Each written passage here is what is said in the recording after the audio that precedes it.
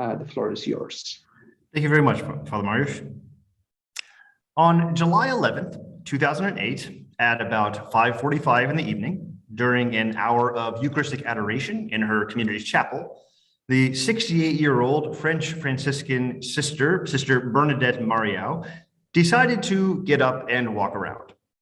Now, people have different sensitivities about posture and distractions during adoration, but this was not simply a religious trying to stay awake or distracting her sisters. For over 30 years, Sister Bernadette had suffered debilitating pain that first prevented her from practicing as a nurse and progressed into neurological problems that left her wheelchair-bound with a spinal neurotransmitter, a persistent prescription for morphine, sphincter dysfunction, a rigid cervical lumbar corset that she always wore, and finally, an Aquinas contracture of her left foot that required a permanent splint, preventing her from being able to walk and leaving her in a wheelchair for decades. According to Sister Bernadette, she was at that moment reflecting on a blessing of the sick that she had received on her trips to the Marian Shrine at Lourdes a few days before. At that very time of day, the daily Eucharistic procession was taking place. She recalls feeling an unusual feeling of calm and warmth spreading throughout her body, and an inner voice asked her to remove all of her medical aids and splints. Her foot had returned to its normal position and was mobile for the first time in years, and she was immediately able to stand up and walk around with no pain. She stopped taking her neurostimulation and pain medication without any of the usual withdrawal from any of these medications.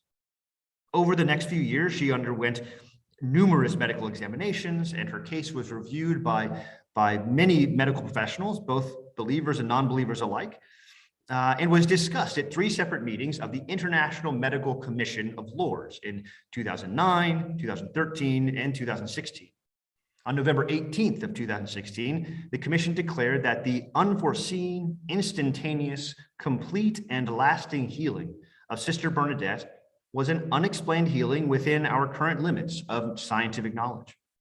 On February 11th, the bishop of her diocese, February 11th of the next year, 2017, the bishop of her diocese in Beauvais, France, declared the healing to be of a miraculous nature, a divine sign obtained through the intercession of the Blessed Virgin Mary, Our Lady of Lourdes.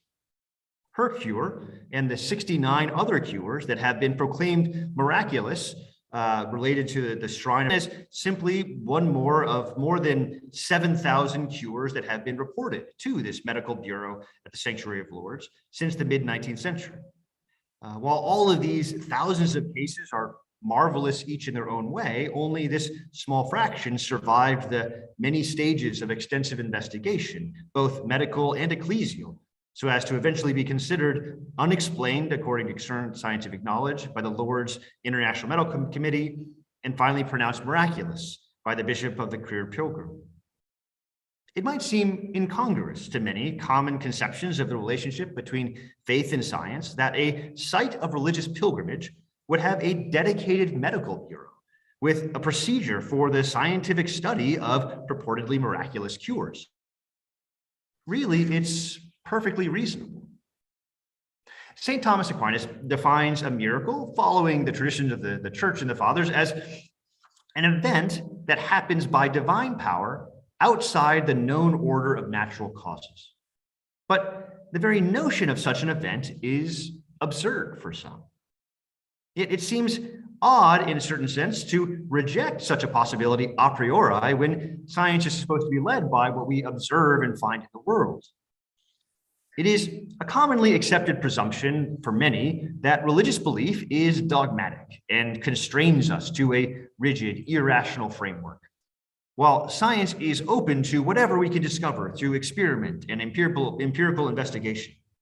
Of course, in a certain sense, it is true that Christianity is a restrictive worldview, but no more so than the materialist atheism that many assume must be the basis of modern science. As G.K. Chesterton says in his book Orthodoxy, the Christian cannot think Christianity false and continue to be a Christian, and the atheist cannot think atheism false and continue to be an atheist. But he goes on to note that there is a further sense in which the common opinion gets it backwards. The Christian is quite free to believe that there is a considerable amount of settled order and inevitable development in the universe. But the materialist is not allowed to admit into his spotless machine the slightest speck of spiritualism or miracle. Christianity, like any particular worldview, must be restrictive in order to signify anything. An affirmation logically implies a negation of its opposite. But it is, in fact, less restrictive than the materialism that supposedly frees us to think rationally. The Christian is perfectly able to apply his reason to whatever he pleases, whether material or not. When I work through some differential equation or learn about some new physical theory, I'm not taken aback or annoyed because I do not detect the operation of spiritual or immaterial forces. While I believe in a spiritual order of being, I do not demand that it show itself in my study of physics, nor am I disappointed when it does not. This, too, Chesterton summed up nicely, using the doctrine of immortality as an example. Spiritual doctrines do not actually limit the mind as do materialistic denials. Even if I believe in immortality, I need not think about it. But if I disbelieve in immortality, I must not think about it. In the first case, the road is open. I can go as far as I like. In the second, the road is shut. For materialists, our ever-growing understanding of the universe seems to reveal a tightly woven network of scientific laws that govern all of reality, leaving, to their eyes, no room for and no evidence of exceptions. The fear is that allowing even one true miracle would ruin the very order and structure that science is built upon. There is no room for the miraculous in this worldview, so many will not even consider the possibility. Some Christians, impressed or intimidated perhaps by the power and advances of science, take the exceptionless character of scientific explanation for granted. And they restrict the idea of miracles to personal transformation and conversion, or perhaps try to find some small space for physical miracles between the fuzzy lines of quantum mechanics. Well, it is certainly true that miraculous events can be involved in personal conversion, and that any conversion is beyond natural power. It is often, arguably, simply just God's grace working through many natural causes, in conjunction with many natural causes, including the natural power of our free will. Further, God absolutely can work through the seeming confusion of quantum mechanics and quantum systems, but this would more properly be a part of his universal providence, working through, not contrary to nature.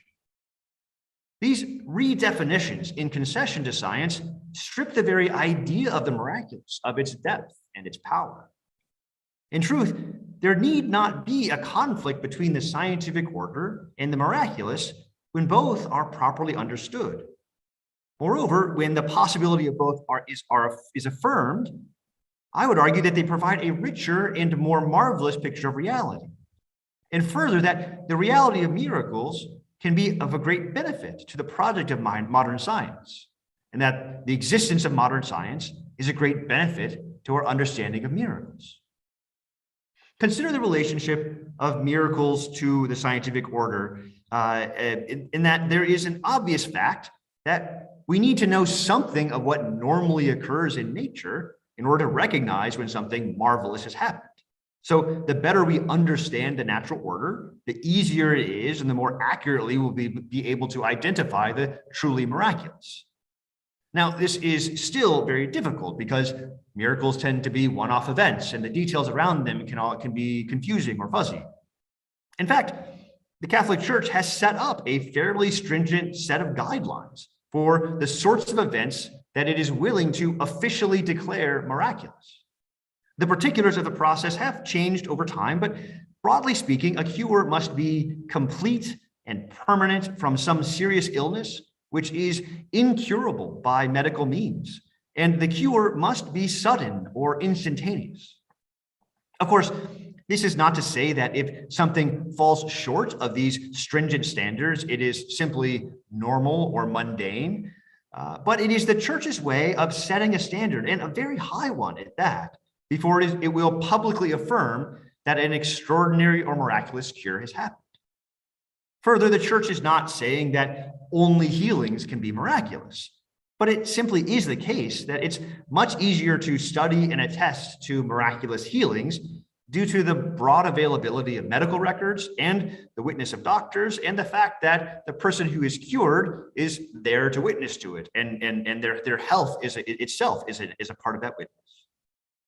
There are certainly cases of other cures that I would argue are clearly miraculous, but did not quite meet the standards set forth by the church, perhaps not as lasting or as permanent, or simply maybe not even reported and reviewed for various reasons. So even though only 70 of those miracles from Lourdes had been officially declared miraculous, that's not to say that other 7,000 were hoaxes or lies. It simply means that they may well have been miraculous, but not up to the standard the church decided to set. On the other hand, and with these caveats and details, it's also important to understand that, and then there are also certainly cases of other kinds of events that are not cured, miraculous events that are not cured. Eyewitness accounts of very clearly miraculous events that do not leave any sort of lasting record or reviewable history that can be gone over and attested to in the way that medical healings can. With these caveats and details, it's also important to understand that the normal working of nature is able to, it is important to understand that the normal workings of nature, to be able to understand correctly and identify miracles correctly from simply ordinary or coincidental or just broadly providential aspects of life. But on the other hand, the existence of miracles, if they, given the fact that miracles happen, by definition, this makes a necessary limit to the power of what science, as the study of natural powers, is able to explain in the world. That there are at least some events that do not fit into the paradigm of modern science. But there is more to the relationship between science and the miraculous than defining mutual limits. Science tells you when you know you've hit a miracle, and the existence of miracles tell you that science can't explain everything. I would argue that there is more to this relationship than simply cordoning off proper realms.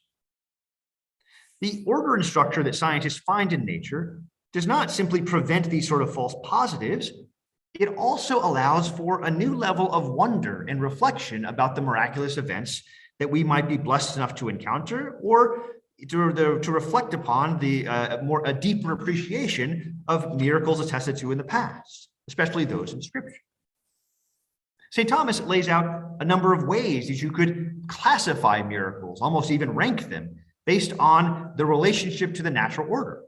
And he does not hesitate to speculate on the process by which certain miraculous effects were actually brought about. Now, the primary division that Aquinas introduces to classify miracles is roughly based on how badly they violate the normal order of nature. At the highest level are things that nature is in no way able to bring about on its own. Not all of these examples hold up in a contemporary context, but he includes the idea of two physical bodies being in the exact same place at the exact same time, and the glorification of the human body, such as Christ after the resurrection, being incorruptible and having various glorified powers.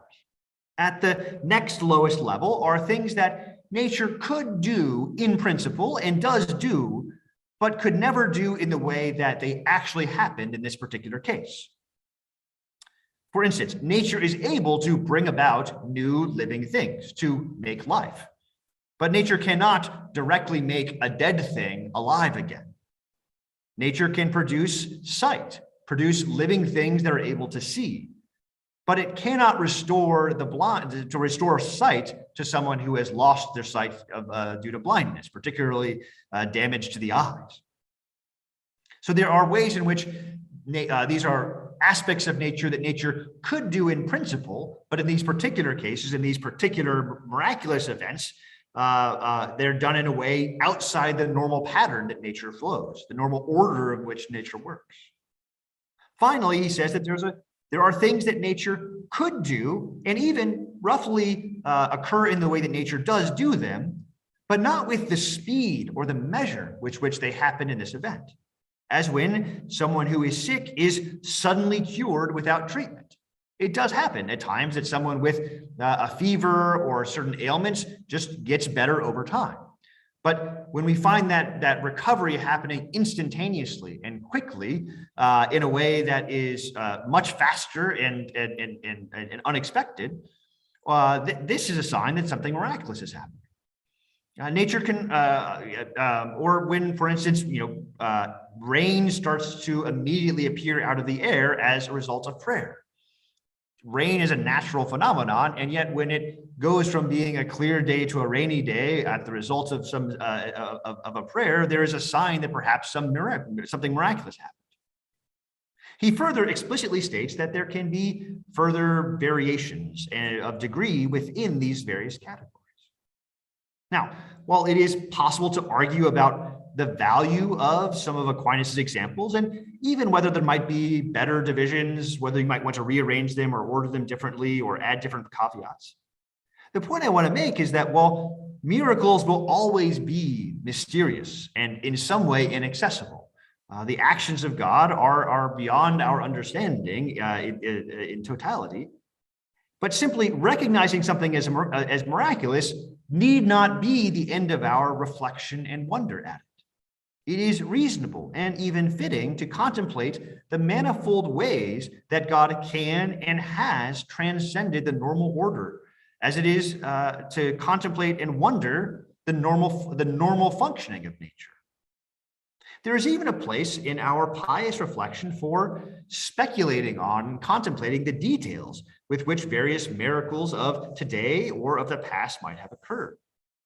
While the normal, natural, testable order will not explain everything, there is a beauty and even some enjoyment, at least for me, in reflecting on just how God might have tweaked the natural order to bring about the particular miraculous effect that happened. This is all speculative and not demonstrative or certain, and yet there is a beauty in this kind of reflection. For example, at various points in his work, Aquinas deals with the question of the multiplication of loaves and fishes by our Lord Jesus Christ in the gospel. He is clear that this was a miraculous event, accomplished by the second person of the Blessed Trinity, but in principle, there are various ways that this loaves could have come to be there. It is perfectly within the divine power to simply create bread out of nothing. But Aquinas argues that this would have been unfitting and would not really have been a multiplication of the loaves as the gospel attests. In a certain sense, God is doing more than he needs to in creating something out of nothing when he could just rearrange the matter that's already there. Rather, he argues that the 5 loaves and 2 fishes were miraculously multiplied, following the commentary of St. Augustine, in comparison to the way that a few grains can be multiplied into a massive harvest. The claim is that the matter for the additional bread came to be from various extraneous matter around, drawn from the air perhaps, and condensed into this bread. Okay, sounds quaint. And yet, what is bread? What is bread made of?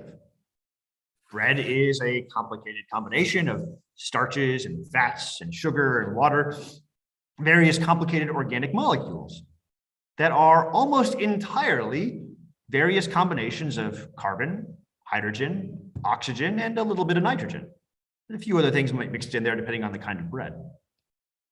Now, what do we find in our atmosphere? Lots of carbon, hydrogen, oxygen, and nitrogen. In fact, in the natural order of things, where does the bread come from? Where does the matter of the bread come from? How does the individual grain of wheat become a stalk of wheat that then produces more wheat? Most of its mass is drawn from the air.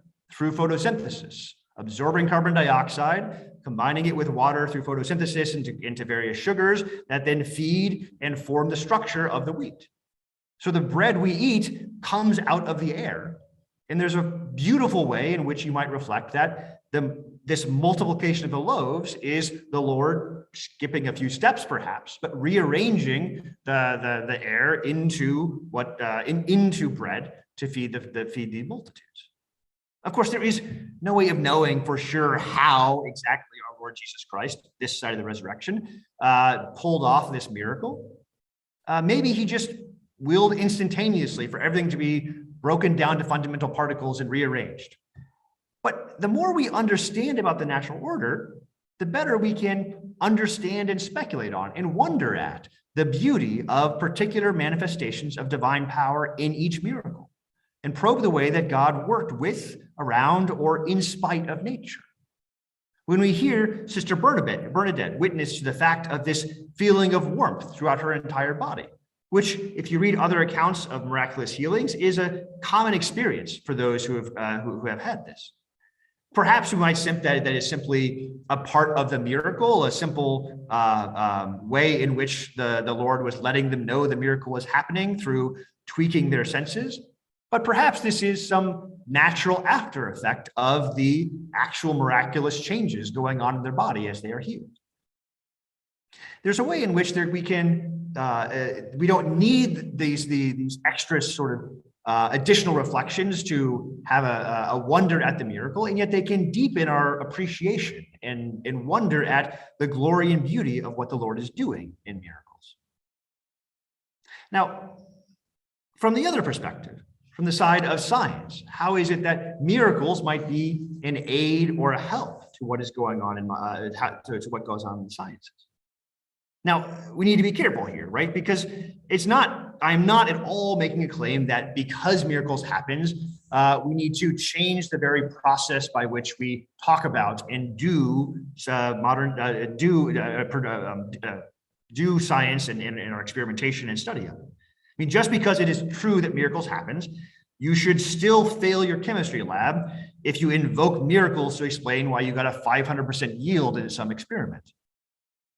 Rather, the existence of miracles, like other philosophical or theological truths, the reality of free will, the truth of the incarnation, can provide a bit of guidance or correction away from conceptions of science and its results that are problematic and I would argue false.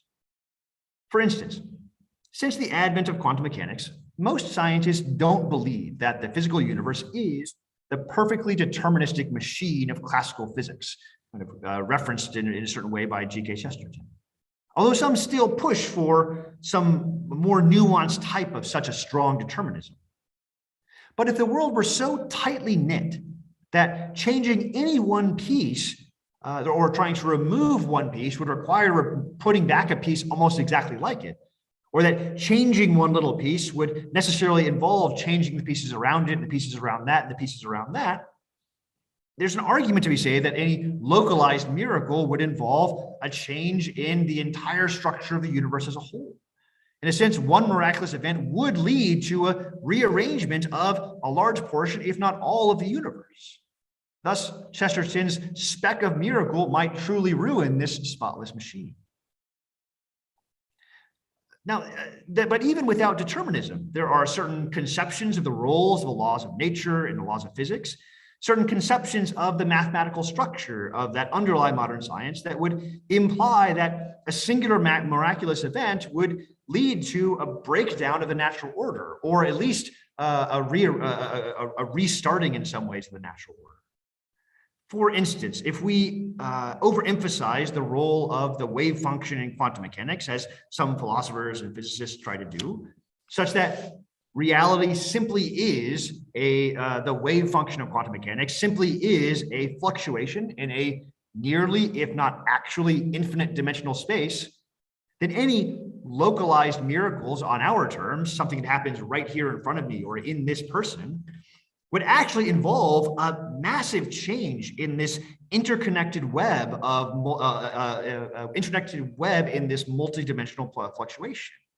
It would arguably simply be a different wave function, a different universe. That this sort of discontinuous change in any one place would mean a discontinuous change in the whole, a destruction of one universe and replacement by another. In a lesser way, this sort of idea comes out in some of the simplistic ways we talk about the laws of physics. For instance, it's sometimes argued that miracles would be a huge problem for the law of conservation of energy. If the law of conservation of energy says that the total amount of energy in the universe is fixed, then if we add a little bit of energy anywhere, suddenly the total amount of energy in the universe is completely different. And suddenly the very structure of our universe as a whole, the amount of energy there has changed, arguably leading to a different universe with different rules and organization. This is, again, I think, an overemphasis on the role that the laws and the mathematical equations have as this whole structure, looking at the laws and order as if it is that reality is rooted in the overall pattern rather than in the individual thing. If we focus on the law of conservation of energy as this overarching claim about reality, such that it is impossible for energy to be created or destroyed, it seems to be that any miraculous event, which would arguably require at least some sort of tweaking of energy, would involve a complete change of the structure of the universe as a whole. On the other hand, if we have a more realistic, I would argue, and historical understanding of what the law of conservation of energy is, that for a contained, for a closed system, that in a closed system, energy will be conserved in any process. That while we can't expand that to larger and larger concepts, that we don't actually know what it would even mean to talk about the energy of the universe as a whole, or to try to expand that beyond the scope of which we were able to experiment and observe these things. If we focus instead of focusing on the large-scale structure of the universe, instead of focusing on the laws as they apply to the universe as a whole, and think of the laws and the patterns that we find in science as patterns of the interaction of individual things, of individual objects, of individual creatures, then we see that a miraculous event in a localized place affecting this thing or that thing will, yes, have repercussions and ramifications on the things around it, and yet will not suddenly create a new universe or a different structure, but that the things around it will simply react to this new presence in accordance with the natural pattern. And that it is within God's power to maintain this in an orderly and a beautiful way, such that the miracle makes evident what it is that he is trying to make evident. So now we don't need, this pattern of thinking about reality, leaning away from the overarching powers of laws as a whole, and emphasizing instead the activity of individual objects, the activity of individual natural things, is independent of the very question of miracles, a common trend or a trend in certain subsets of contemporary philosophy of science. In particular, looking at the work coming from Dr. Nancy Cartwright in her work on the dappled universe. For purely natural and rational reasons, people find that view of the universe more compelling than the idea of science as being descriptions of the interactions of individual objects and individual things, rather than an emphasis on the overarching laws as a whole. And if we have an understanding that we can come to a natural understanding of this, there's a way in which miracles are simply another aspect of our confidence of the fact that that's a better way to think about the natural world, a better way to think about the scientific order. That the laws that we come to know and love describe the patterns by which individual things interact with one another. More broadly, this idea and confidence in miracles gives us a certain humility in the way that we approach what we're doing in science. It helps us to understand that the possibility of real events beyond the power of scientific explanation ensures that we approach our study with that proper respect and recognition of how powerful and wonderful modern science is, but also the ways in which we should not expect it to do what it's not intended to do. It need not and should not change the fact that we hope to find marvelous order and structure in nature, but it prevents us from falsely claiming too much.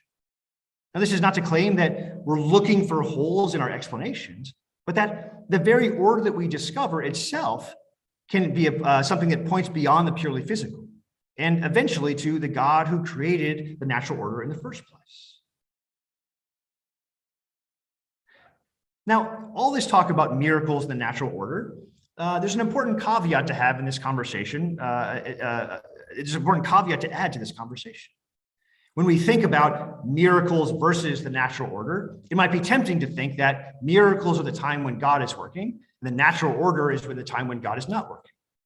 There can be a temptation, and a very common temptation, to assume that when natural laws, when the natural scientific understanding of the world is working correctly, we don't need to talk about God, and God is nowhere to be seen. For Aquinas, this is completely backwards. That there is absolutely nothing that happens that is outside of the power of God's activity. That the very order and structure that we find in nature, the beauty that we love about the order and structure of nature, requires and calls out for an explanation, and it is created and maintained through the constant activity of God in this natural order. There is a way in which we can flip our understanding of the relationship between miracles and God's power. For humans, we look at a miracle and we presume this miracle must be some absurdly difficult thing to pull off. We understand the natural order, we understand the physical world, and we're able to use and manipulate it for our ends and for our purposes.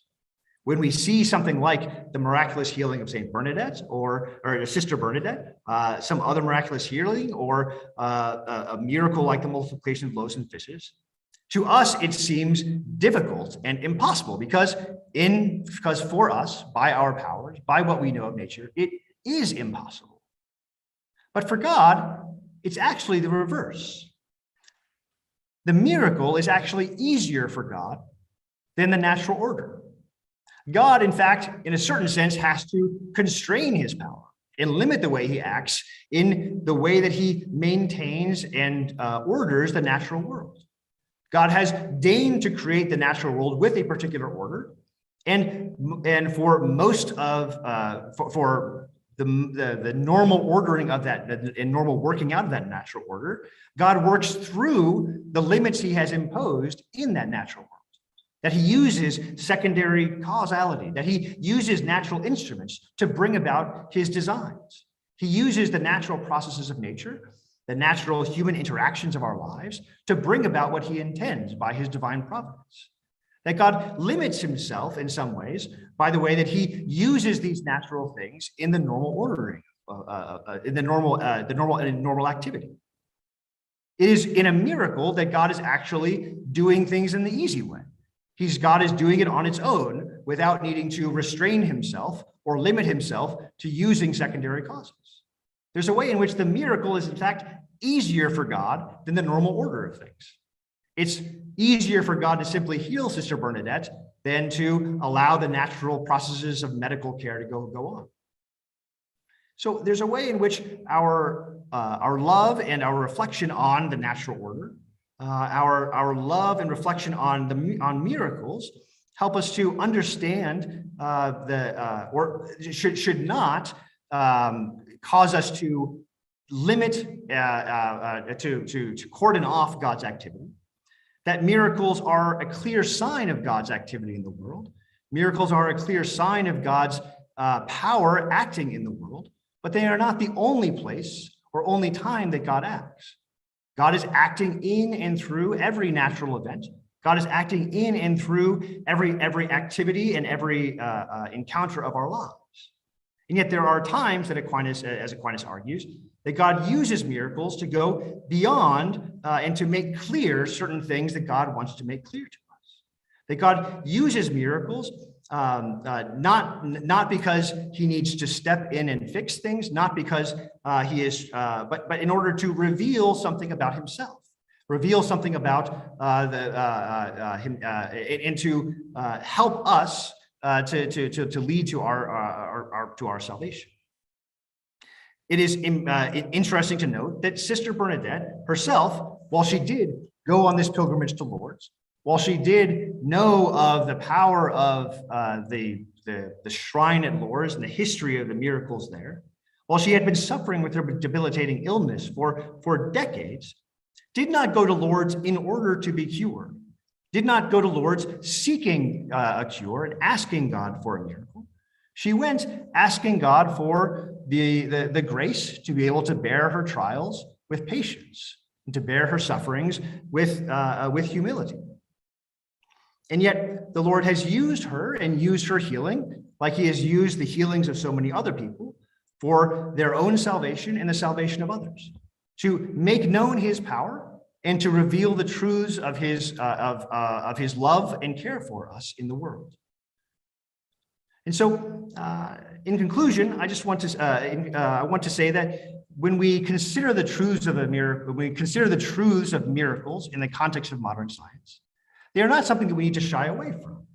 Miracles are not something that we need to pretend and avoid in conversation. They may not be, we need not include them in every conversation about the natural world, but they are a powerful support to our understanding of who God is and how he acts in the world. That the recognition of the reality of miracles helps us to understand and undergird our understanding of the natural order. That the power of God's activity in miracles reveals more deeply the love he has in establishing the natural order of the physical world and the natural processes by which the world comes about. And to reflect that, at times the Lord is able to use the natural order, to use the providential order of the natural world and our human interactions to bring about his to bring about his will and to bring about our good.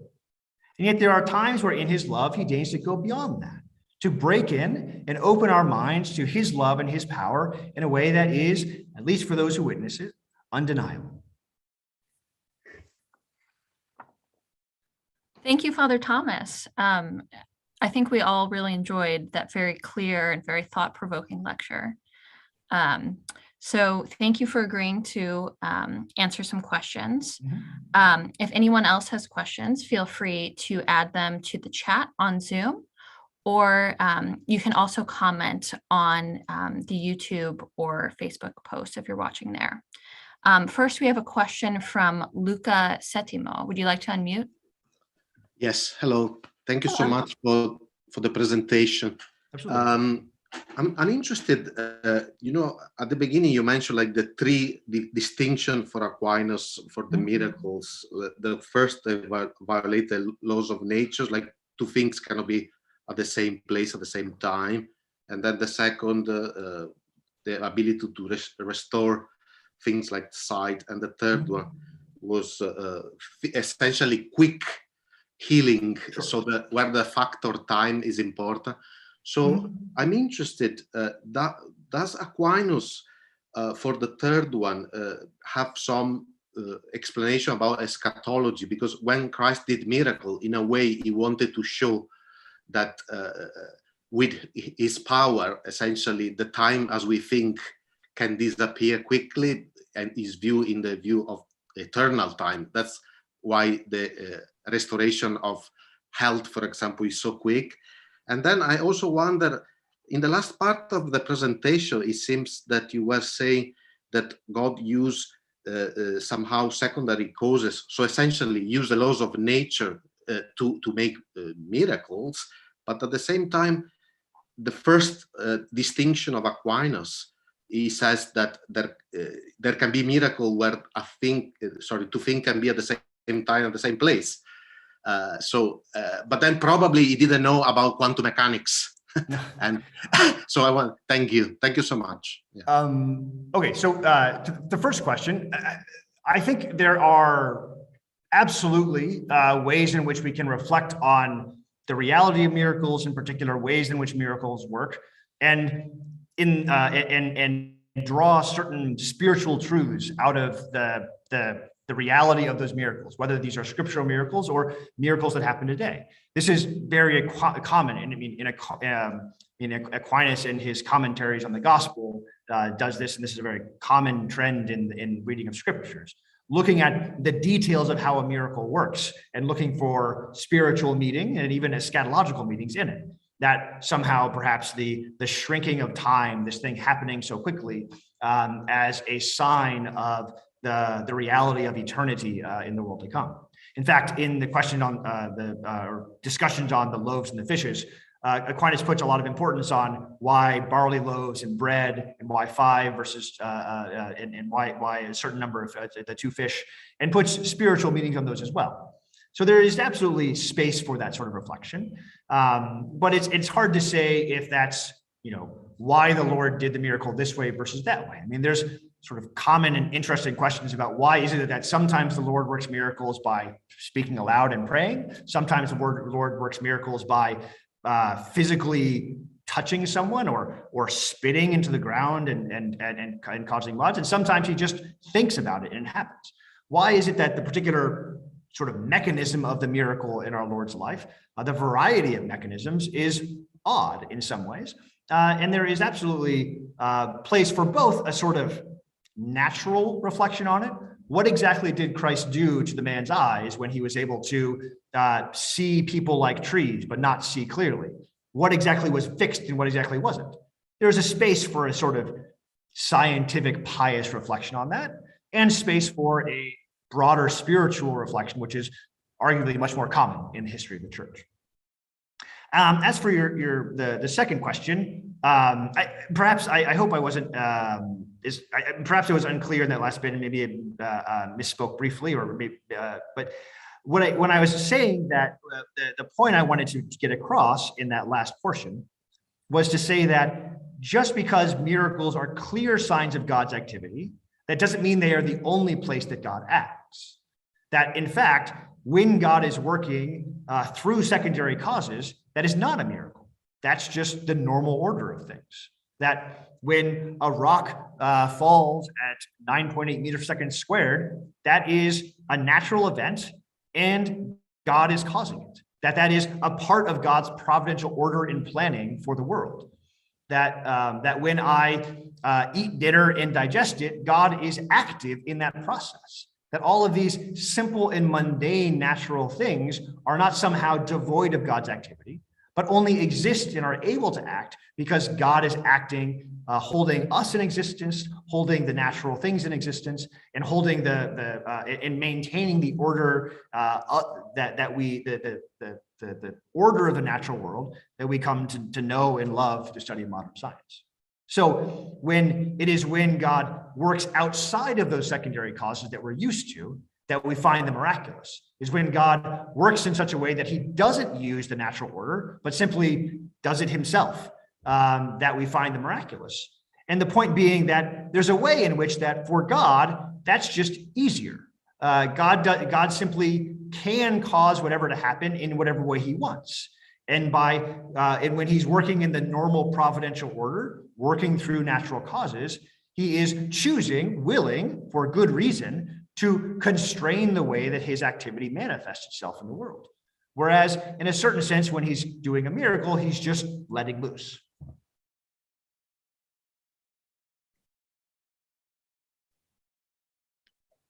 Thank you, Father Thomas. I'm guessing that answered your question, Luca? Everything? Yes, thank you. Thank you so much. Okay, wonderful. We have a question from a familiar face, Father Mariusz. Would you like to ask your question? Yes, thank you. Father Thomas, you've mentioned in your lecture that about the divine limitation in creation of the universe in which God works through secondary and instrumental causes. So I was wondering how you understand this self-limitation of God coming from the Thomistic perspective. Isn't it like more accurate maybe to say that the creation of the world as it is a particular mode of God's revelation, but not necessarily a self-imposed limitation? This is one question, and the other one short. I know whether it is short or not, but I also thought about, the fact that I mean, I was thinking about the verification of miracles. So you discussed them and the verification of miracles from the scientific perspective. And I'm wondering whether this is the only one way to verify miracles, or a privileged way of verifying miracles. And I was also wondering about the fact that the church, for example, in cases of beatification or canonization, requires precisely these types of miracles to be confirmed, physical miracles that can be confirmed by natural science. So isn't it like giving up to scientism in a way on the side of the church? Thank you. No, absolutely. So being the philosopher being asked by the theologian, I'm a little afraid I might have maybe I misspoke in the notion of self-limitation. I don't want to claim that there's any actual weakness in God in the way that he decides to create. I guess perhaps what I'm trying to get across is, maybe maybe as all analogies are weak analogy, but if you imagine a father who is a very good cook, and knows how to make grilled cheese sandwiches really easily, can do it really quickly, and is really, really great at it. But he has his 3-year-old son with him and decides that he wants to have his 3-year-old son help him make the grilled cheese sandwiches. In the process, the cheese gets everywhere, the butter gets spilled, things fall on the floor, a mess is made, and the grilled cheese sandwiches come out sort of lumpy and weird and out of shape. There's a way in which the father didn't need the help of the child. And in fact, the help of the child leads to, in a certain sense, to an imperfection in the result. Whereas if the father simply did it himself, it would have been a more perfect grilled cheese sandwich. I think there's a way, and I think this is the right way, and a Thomistic way to argue for this, that God uses imperfect secondary causes to bring about his providential order of things. And there is a way in which, because he is using imperfect secondary causes, that is, the result is, at least from some perspective, less perfect than if God had simply brought about the result himself. Now, as a whole, it leads to a much more beautiful and perfect universe that God deigns to use and deigns to make us real causes in the world. It leads to a much greater order and structure of the universe as a whole. And yet, in any particular effect, for instance, there's a way in which God could have made it better if he had just decided for some reason to do it himself. I guess that's the idea I'm getting across. So that miracles are a little glimpse of that God doing it himself, that he brings about some reality in a way that is without the imperfection implied in any secondary, necessary imperfection implied in the activity of some secondary causes, and simply brings about that result without the help and without the use of that instrument. As for the second question about the role of, like, why does the church turn to science to make arguments for miracles? I think it's a prudential choice by the church, because and it's something that has changed over time. There hasn't always been this stringent categorization and process by which miracles are reviewed by doctors throughout the history of the church. And it's come about with particularly started in the 18th and 19th century as the science of medicine improved and our understanding of medicine improved dramatically. But I think there's a prudence here in the church turning to these situations, because what the church, the church is not making a claim that only these things that we have approved are miracles, that nothing else are miracles. But the church also doesn't want to publicly claim that something is miraculous when it turns out it's not. That the church wants to be prudent in the sort of public confirmation that it puts forward to any, and this would be true about, say, a private revelation or some other miraculous event or some other miraculous happenstance. The church is reticent to simply say that at the first sign of something, that yes, this is God acting. Yes, this is clearly a miracle. And there's a prudence to turning to our best understanding of what is going on as a tool in measuring when we know for certain we have a miracle. This is not to say that it's only when we've reached the criterion set down by these committees and through the church in her wisdom. Those are the only miracles that happen. I think there are very clear examples of things outside of that, whether healings or other kinds of events that are miraculous, that simply don't have the sort of public attestation which would allow for the church to confidently proclaim them in a way that would be less likely to cause scandal, I guess. Perhaps that's a way to put it. That by using publicly available information and publicly attestable resources, like the resources of the medical community, it's able to more confidently make these public proclamations about the fact that we know that this actually was a miraculous event. Thank you. Okay, I think we have time for just one more question. On a bit of a different note, we have a question from Louise on the chat, and he asks, is it useful to trace a line between material and non-material realities when defining science? I guess